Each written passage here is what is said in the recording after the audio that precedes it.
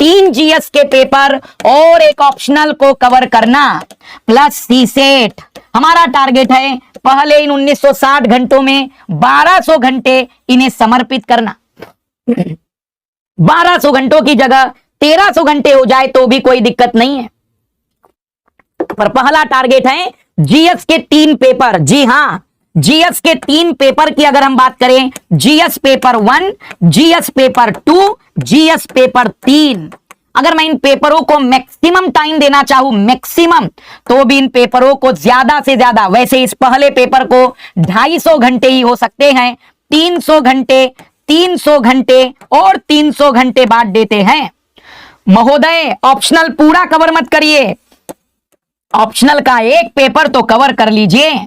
Optional के एक paper को आप 250 घंटे का टाइम दे दीजिए और अभी सीसेट को फिलहाल में 50 घंटे और फिर रिवीजन के समय और 100 घंटे हम दे देंगे। मेरे हिसाब से ऑप्शनल का एक पेपर 250 घंटे का टारगेट करते हुए और सीसेट को 50 आवर्स का टारगेट देते हुए, अगर प्रतिदिन हम बातचीत 8 घंटे की कर रहे हैं, 8 से डिवाइड कर दीजिए तो हम कहेंगे कि लगभग 150 दिनों का टारगेट है ये आपके पास।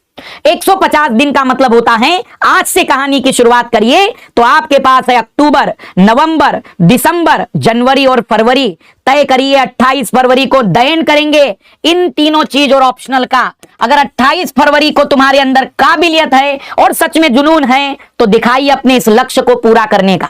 एक और छोटा सा मौका देता हूं, यदि जीएस पेपर 1 में आप इन विषयों को कर पाए, art and culture, modern history, ancient history, medieval history, physical geography, Indian geography और मैपिंग, तो काम बन गया तुम्हारा। बाद में देखेंगे जीएस पेपर 2 में केवल पॉलिटी को कवर कर लीजिए तो भी काम, और 300 घंटे बहुत है भाई, बहुत है। इतना तो ज्ञानी महाराज जो मास्टर होता है वो नहीं पढ़ाता 300 घंटे, इतना तो आपको केवल सामान्य से 150-200 घंटे में कवर होगा। अगर आईआर कर सकते हो तो जोड़ देना। जीएस पेपर 3 में economics, science and technology plus ecology environment को कवर कर लीजिए।